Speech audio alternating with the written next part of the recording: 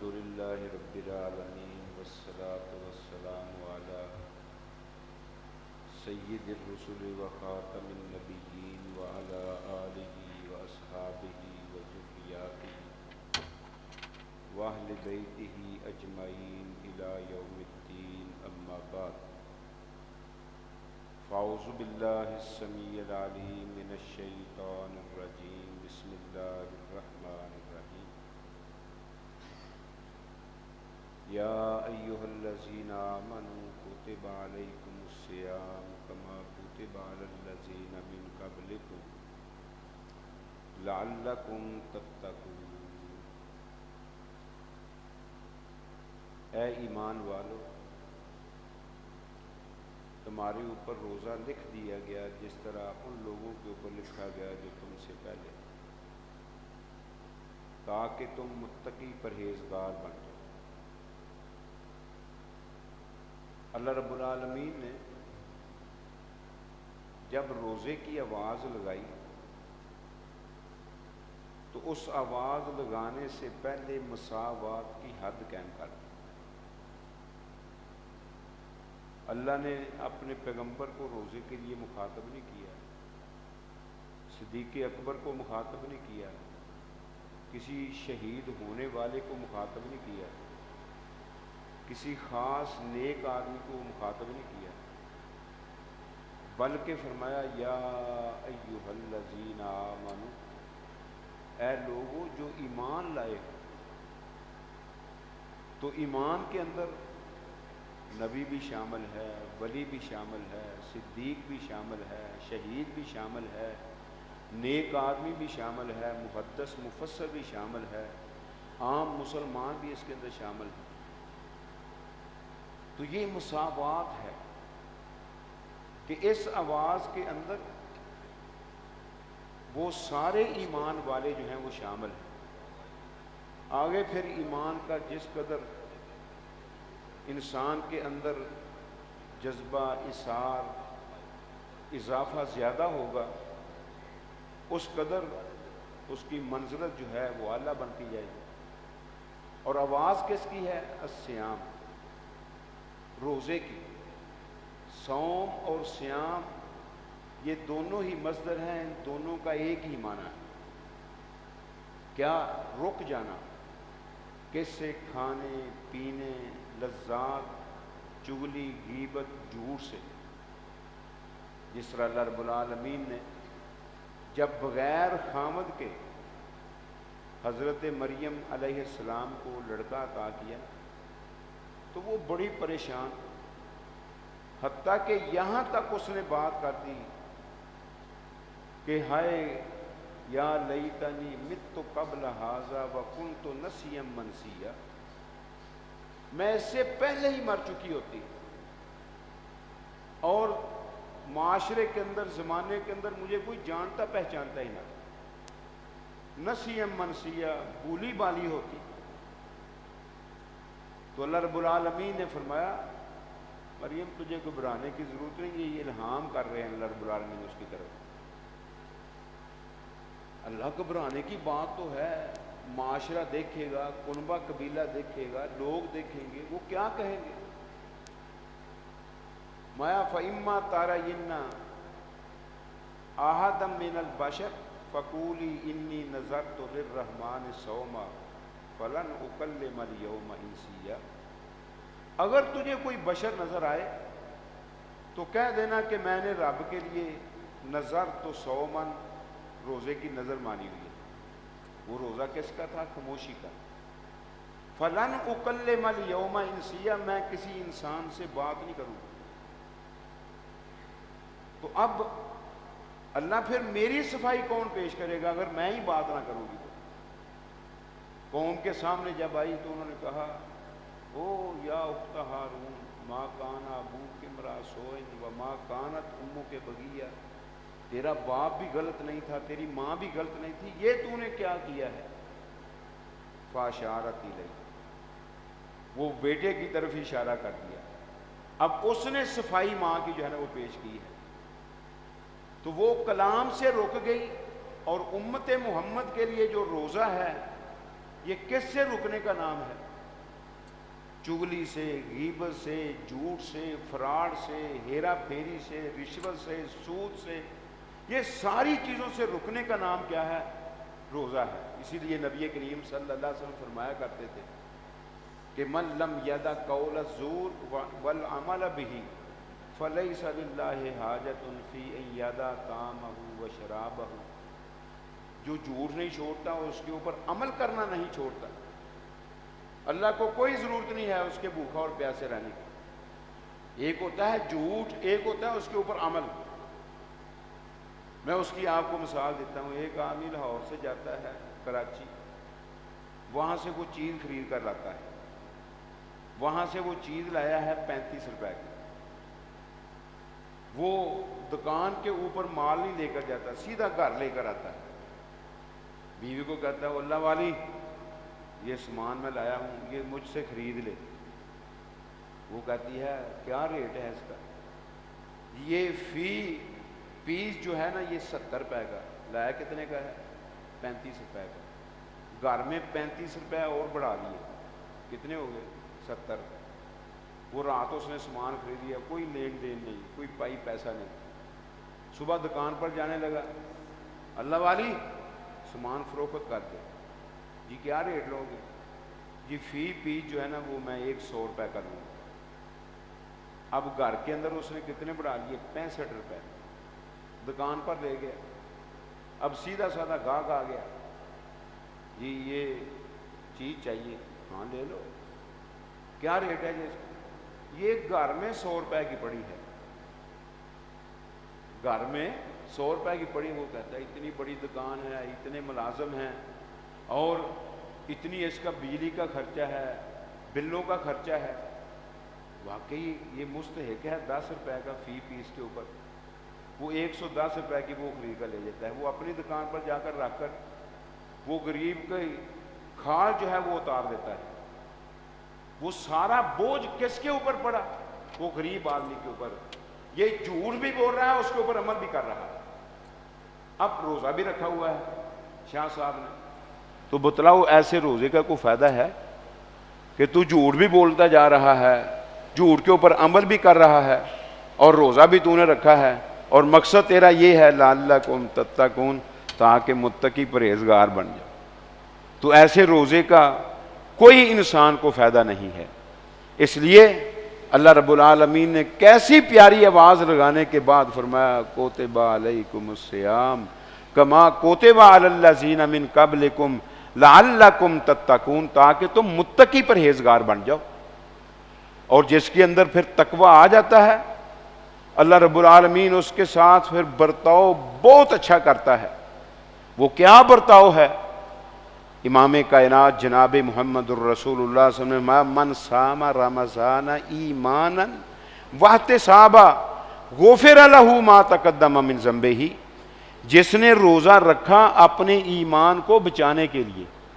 یہ پتہ میں نے معنی کیوں کیا ہے؟ اس لیے کیا ہے کہ اللہ رب العالمین نے روزے کی آواز ہی ایمان والوں کو لگائی ہے۔ جو روزے کا قولن یا عملاً انکاری ہے وہ دائرہ اسلام سے خارج ہے، اور اگر شرعی قوانین کے مطابق حکومتیں عمل کریں تو ایسا آدمی جو ہے وہ واجب القتل ہے۔ اپنے ایمان کو بچانے کے لیے اس نے روزہ رکھا اور اللہ سے ثواب حاصل کرنے کے لیے روزہ رکھا۔ اور ثواب روزے کا کیا ہے؟ نبی کریم صلی اللہ علیہ وسلم کی حدیث سنیں، آپ نے فرمایا لِكُلِّ عَمَلٍ كَفَّارَةٌ إِلَّا الصَّوْمَ فَإِنَّهُ لِي وَأَنَا أَجْزِي بِهِ۔ رب تبارک و تعالی خود فرماتے ہیں کہ ہر عمل کا ایک کفارہ ہے، ہر عمل کے لیے کفارہ ہے، مگر روزے کے لیے کفارہ کوئی نہیں، وہ میرے لیے اور اس کی جزا میں آپ دوں گا۔ اس کے ساتھ جب دوسری حدیث آپ ملائیں گے نا پھر آپ کو اس کی سمجھ آئے گی۔ نبی کریم صلی اللہ علیہ وسلم نے فرمایا انسان کو جب قبر کے اندر رکھا جاتا ہے نا، آتاہ العذاب من قبل رجلی، اس کے پاس عذاب آتا ہے اس کے پاؤں کی طرف سے۔ جب پاؤں کی طرف آ کر عذاب کھڑا ہو جاتا ہے نا کہ میں یہاں سے شروع ہوں، درمیان میں پہنچوں، درمیان سے اس کے سر تک پہنچوں، سارے کے سارے اس انسان کو میں اپنی لپیٹ میں لے لوں۔ وہ عذاب ابھی کھڑا ہوتا ہے، ادھر سے نماز آ جاتی ہے، نماز آ کر کہتی ہے اللہ پاؤں کی طرف سے اس بندے کے اوپر عذاب مسلط نہ کرنا۔ اللہ فرماتے ہیں کیوں؟ وجہ، اللہ میں تیرا فریضہ ہوں نماز، یہ جو آدمی ہے جس کے پاؤں کی طرف عذاب آ چکا ہے، ان پاؤں کے اوپر چل کر یہ مساجد کی طرف جاتا رہا، وہاں نماز ادا کر کے پھر اپنے گھر کی طرف انہی پاؤں کے اوپر چل کر جاتا رہا۔ اللہ اگر میں واقعی تیرا فریضہ ہوں، یہ تو مجھے ادا کرتا رہا ہے، تو اس کے پاؤں کی طرف سے اس کے اوپر عذاب مسلط نہ کرنا۔ پھر وہ عذاب آ جاتا ہے ہاتھوں کی طرف۔ یہ صحیح حدیث ہے، صحیح بخاری کے اندر، اور اس کی تشریح مسند احمد کے اندر جو میں آپ کے سامنے کر رہا ہوں۔ جب ہاتھوں کی طرف عذاب آتا ہے نا تو صدقہ آ جاتا ہے۔ صدقہ کہتا ہے اللہ اس کے اوپر ہاتھوں کی طرف سے عذاب مسلط نہ کرنا۔ اللہ فرماتے ہیں کیوں؟ اللہ اس لیے کہ یہ انہی ہاتھوں کے ساتھ حلال کی کمائی کرتا رہا، پائی پیسہ کماتا رہا، سونا چاندی اکٹھا کرتا رہا، مال و متاع اکٹھا کرتا رہا، مال مویشی اکٹھے کرتے رہا، اور پھر انہی ہاتھوں کے ساتھ اللہ میں جو تیرا پسندیدہ عمل ہوں۔ کیوں؟ صدقے کے متعلق امام کائنات میں تطفئ غضب الرب، یہ رب کی ناراضگی کو مٹا دیتا ہے، اور صدقہ آگ سے ڈال کا سبب بن جاتا ہے۔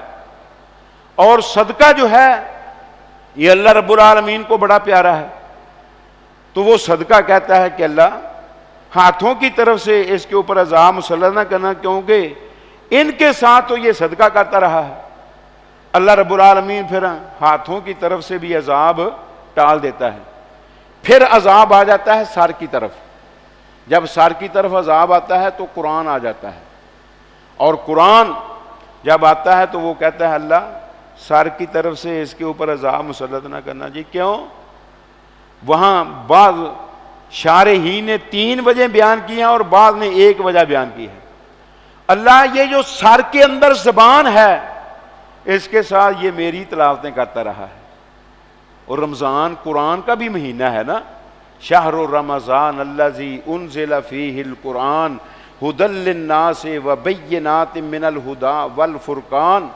اللہ رب العالمین فرماتے ہیں رمضان المبارک کا مہینہ وہ مہینہ ہے جس کے اندر قرآن نازل کیا گیا، اور یہ رمضان کی سب سے بڑی عظمت اور شان اور رفت اور بلندی ہے کہ اللہ رب العالمین نے اپنے آخری پیغمبر پر اپنی آخری کتاب ان کی آخری امت کی ہدایت کے لیے اگر نازل کی ہے تو اس رمضان المبارک کے مہینے کے اندر نازل کی ہے۔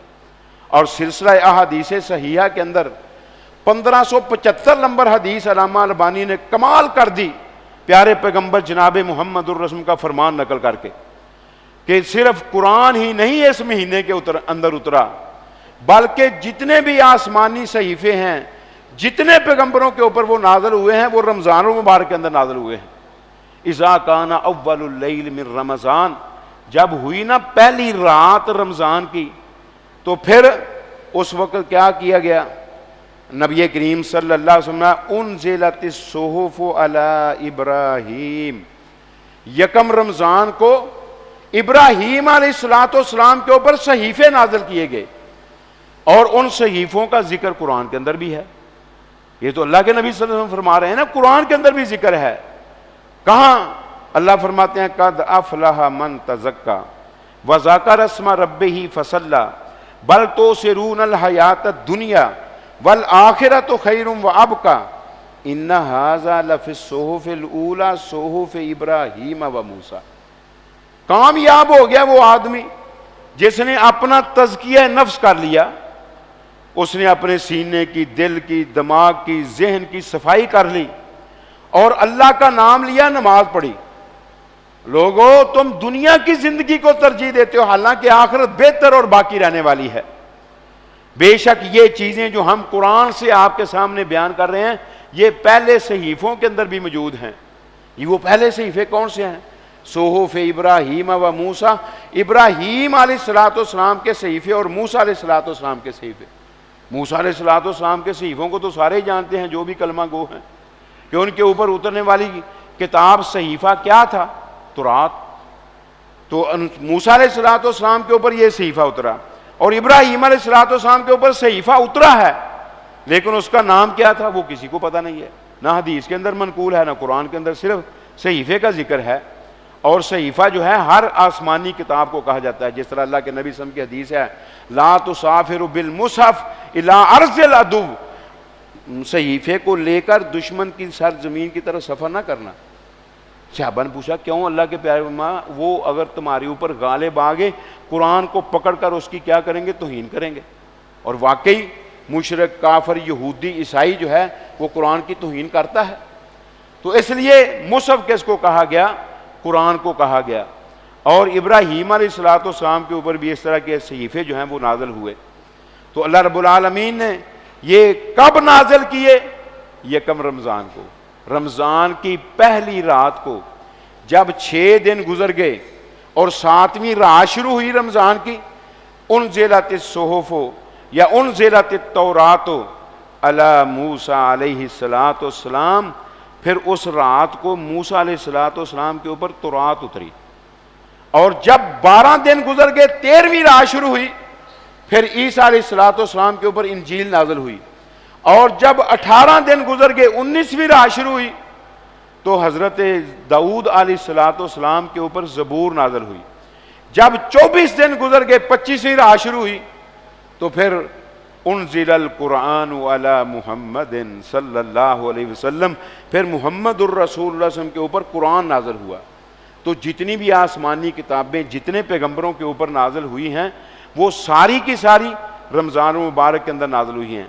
یہ ضمناً میں نے بات کر دی، نبی کریم صلی اللہ علیہ وسلم پھر عذاب اس کے سر کی طرف آ جاتا ہے، قرآن آ جاتا ہے، اللہ سر کی طرف سے اس کے اوپر عذاب مسلط نہ کرنا۔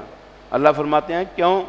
میں اللہ یہ جو سر کے اندر زبان ہے نا اس کے ساتھ یہ میری تلاوت کرتا رہا، ان آنکھوں کے ساتھ مجھے دیکھتا رہا، ان کانوں کے ساتھ ڈاکٹر سبیل سے رات کے وقت قرآن سنتا رہا، اس لیے ادھر سے اس کے اوپر عذاب مسلط نہ کرنا۔ اللہ سار کی طرف سے بھی عذاب جو ہے نا وہ کیا کر دیتا ہے؟ دور کر دیتا ہے۔ اور بندے تھا مستحق عذاب کا ہی، لیکن تیرے سفارشی بہت وزنی اور بہت بارے ہیں، ان کی سفارش کی وجہ سے جا، میں نے تیرا قبر کے اندر ہونے والا عذاب جو ہے وہ دور کر دیا ہے۔ اور محشر کا میدان ہوگا، یہی آدمی رب کے سامنے کھڑا ہوگا، دور سے روزہ دیکھے گا، الا الصوم فانہ لی وانا اجزی بہ، وہ کہے گا یہ بندہ اللہ کے سامنے کھڑا ہے، اگر اس کا حساب و کتاب شروع ہو گیا یہ تو پھنس جائے گا، کیونکہ نبی قسم کی حدیث ہے من نوقش الحساب عذب، جس کو حساب کے لیے رب نے کھڑا کر لیا وہ سمجھو عذاب کے اندر مبتلا کر دیا گیا۔ ہاں جس کو حساب کے لیے رب نے کھڑا نہ کیا اس کے 100% چانس ہیں، آئیں گے شہداء، خون گر رہا ہوگا، اللہ کی بارگاہ کی طرف جا رہے ہوں گے، اللہ پوچھے گا کدھر آ رہے ہو؟ اللہ حساب دینے گے، اور تم نے کیا حساب دینا؟ تمہارے تو خون گواہی دے رہے ہیں، تم نے اپنی جان کا نذرانہ بھی میرے راستے میں پیش کر دیا، جاؤ یہ میری جنت کے گیٹ کھلے ہوئے ہیں ان کے اندر داخل ہو جاؤ۔ وہ باب الجہاد سے داخل ہو جائیں گے۔ تو خیر جس کو حساب کے لیے رب نے کھڑا کر لیا وہ عذاب کے اندر چلا گیا، روزہ دیکھے گا، آ جائے گا دوڑتا ہوا اور اللہ کے اور بندے کے درمیان کھڑا ہو جائے گا ڈال بن کر۔ ایک حدیث کے اندر آتا ہے الصوم جنۃ، روزہ ڈال ہے، کس سے؟ عذاب سے بچانے کے لیے۔ اب اللہ کے سامنے کھڑا ہو جائے گا، اللہ یہ جو سامنے تیرے بندہ کھڑا ہے منعتہ الطعام والشہوات، میں نے اس کو کھانے سے بھی روک کر رکھا ہے رمضان مبارک کے مہینے کے اندر، اور میں نے اس کو لذات سے، خواہشات سے، شہوات سے بھی روک کر رکھا۔ اللہ فرمائیں گے تو پھر کیا کہتا ہے؟ صحیح ابو داؤد کے اندر صحیح سند کے ساتھ روایت ہے، اللہ فشفینی فی، اس کے حق میں میری سفارش قبول کر لے، اس کو معاف کر لے۔ اللہ رب العالمین ابھی اس کو کوئی جواب نہیں دیا، دوسری طرف سے قرآن دیکھے گا وہ بھی آ جائے گا، اللہ منعتہ النوم، میں نے رات کے وقت اس کو سونے نہیں دیا، اور ایک روایت کے اندر والراحہ، میں نے اس کو آرام سے بھی روک کر رکھا۔ اچھا پھر تو کیا کہتا ہے؟ فشفینی فی، اللہ میری بھی اس کے حق میں سفارش قبول کر لے۔ امام کائنات میں جب یہ دونوں سفارش کریں گے فیشفعان، ان کی سفارش کو رب قبول کر لے گا۔ اور لوگوں میدان معاشر میں کئی آوازیں لگیں گی، اور ایک ان میں سے آواز یہ بھی لگے گی، اللہ فرمائیں گے این الصائمون، اوے کہاں ہیں روزے دار؟ فرشتے کہیں گے اللہ یہ گھوم پھر رہے ہیں، ان کو کیا کہنا ہے؟ فرمایا الیوم اجزیہم، میرا یہ جی چاہتا ہے کہ آج ان کے روزے کی جزا میں خود رب عطا کر دوں۔ اور جزا کیسے رب عطا کرے گا؟ وہ معاشر کے میدان کی طرف چلیں گے، پرسرات سے عذاب سے بچتے ہوئے وہ پہنچ جائیں گے جنت کے گیٹوں کی طرف، اور 70 سال کی مسافت جو ہے، ادھر بھی فرشتے جو ہیں وہ کھڑے ہوں گے استقبال کے لیے، ادھر بھی کھڑے ہوں گے استقبال کے لیے، اور سپیڈ روزے دار کی پتہ کیا ہوگی؟ میں قربان جاؤں پیارے پیغمبر جناب محمد الرسول اللہ، جو پہلا زمرہ جنت کی طرف جائے گا ان کی رفتار جو ہے کطرف، وہ کس کی ہوگی؟ وہ آنکھ کی رفتار ہوگی، اور ساری رفتاروں میں سے تیز رفتار وہ آنکھ کی رفتار ہے۔ دیکھو نا، ایک سیکنڈ وہ انسان زمین کی طرف دیکھتا ہے، سیکنڈ کے اندر وہ آسمان کی طرف دیکھتا ہے، 500 سال کی مسافت طے کر جاتی ہے۔ کون؟ آنکھ۔ اس سپیڈ کے ساتھ جا رہے ہیں، اور حالت کیا ہے؟ لعلکم تتقون، تاکہ تم متقی پرہیزگار بن جاؤ۔ اللہ رب العالمین کا قرآن نقشہ کھینچتا ہے، وَسِیقَ الَّذِینَ اتَّقَوْا رَبَّهُمْ إِلَى الْجَنَّةِ زُمَرًا حَتَّىٰ إِذَا جَاءُوهَا وَفُتِحَتْ أَبْوَابُهَا وَقَالَ لَهُمْ خَزَنَتُهَا سَلَامٌ عَلَيْكُمْ طِبْتُمْ فَادْخُلُوهَا خَالِدِينَ۔ اللہ رب العالمین فرماتے ہیں ان لوگوں کو جو اپنے رب سے ڈرتے رہے، روزے رکھتے رہے، نمازیں پڑھتے رہے، حج عمرے کرتے رہے، زکاتیں ادا کرتے رہے، رب کے فرامین کے مطابق زندگی گزارتے رہے، ان کو جنت کی طرف چلایا جائے گا زمرہ، جماعتوں کی شکل میں، گروہوں کی شکل میں، اور ہاتھوں میں ہاتھ ڈالے ہوں گے، وہ جنت کی طرف جا رہے ہوں گے۔ اور کتنا بڑا ان کے لیے گیٹ کھولا جائے گا۔ آپ نے فرمایا اس گیٹ کی مسافت مشرق سے لے کر مغرب تک جتنی مسافت نا، اتنا بڑا وہ گیٹ ہوگا، اور اس کے اوپر ایک وقت ایسا بھی آئے گا، اتنا رش ہو جائے گا، لوگوں کے کندھے جو ہیں اس سے گزرنے کے وقت وہ کندھے نکل جائیں گے، پھر رب ان کو صحیح کر کے جنت کے اندر داخل کرے گا۔ اور وہ ریان رئی سے نکلا ہے، رئی کا معنی ہوتا ہے سرابی۔ اللہ رب العالمین باب الریان سے گزرنے والے کے بھوک اور پیاسیں ساری کی ساری اللہ رب العالمین صرف گزرنے کی وجہ سے بغیر کھائے پیے دور کر دے گا، اور جس کی حالت یہ ہے کہ اس سے گزرنے کے وقت ہی بھوک پیاس ختم ہے، جب اس جنت کے اندر چلا جائے گا پھر کیسی کیسی نعمتیں اس کو ملے گی۔ اسی لیے رب العالمین فرماتے ہیں اے اعددت لعبادی الصالحین، میں نے اپنے ان نیک بندوں کے لیے ایسی نعمتیں تیار کی ہیں، ما لا عین رأت ولا اذن سمعت ولا خطر علی قلب بشر، جن کو آج تک کسی آنکھ نے دیکھا نہیں، کسی کان نے سنا نہیں، کسی بشر کے دل کے اندر کبھی ان نعمتوں کا کھٹکا بھی پیدا نہیں ہوا۔ ایسی نعمتوں کے اندر رب العالمین ان کو جو ہے نا وہ داخل کر دے گا۔ میں قربان جاؤں، ایک حدیث کے اندر آتا ہے نبی کریم صلی اللہ علیہ وسلم جب جنتی اپنے محل کے اندر پہنچے گا نا تو اس کا چوکی دار، پہرے دار، وہ گیٹ کھولنے کے لیے وہ گیٹ کی طرف آئے گا نا، جب گیٹ اس طرح کھولے گا وہ سمجھے گا شاید یہ میرا رب ہے، اس کے سامنے جھکنے، وہ کہے گا نا نا نا نا، میں رب نہیں ہوں، میں تو تیرا غلام ہوں۔ اور جس محل کا غلام اتنا اعلیٰ ہے، اس محل کے اندر بیٹھی ہوئی حور کتنی اعلیٰ ہوگی، اور اس حور کو حاصل کرنے والا یہ متقی پرہیزگار جس کو جنت کی طرف چلایا جا رہا ہے، یہ کتنا اعلیٰ ہوگا۔ اس لیے اس رمضان کی قدر تم کر لو، انشاءاللہ اللہ رب العالمین پھر تمہاری قدر کرے گا۔ آج تم اللہ کے سامنے جھک جاؤ، کل قیامت کو جنت کی ہر نعمت رب العالمین تمہارے لیے جھکا دے گا، تمہارے لیے جھکا دے گا۔ قطوفہا دانیہ کی تشریح ذرا پڑھو کہ اس کے میوے پھل جو ہیں وہ قریب کر دیے جائیں گے۔ انسان لیٹا ہوگا، چوٹی کے اوپر پھل لگا ہوا ہے، جی چاہے گا وہ پھل میں کھاؤں، اللہ کہے گا چلو اے پھل اس کے منہ کے آگے چلا جا۔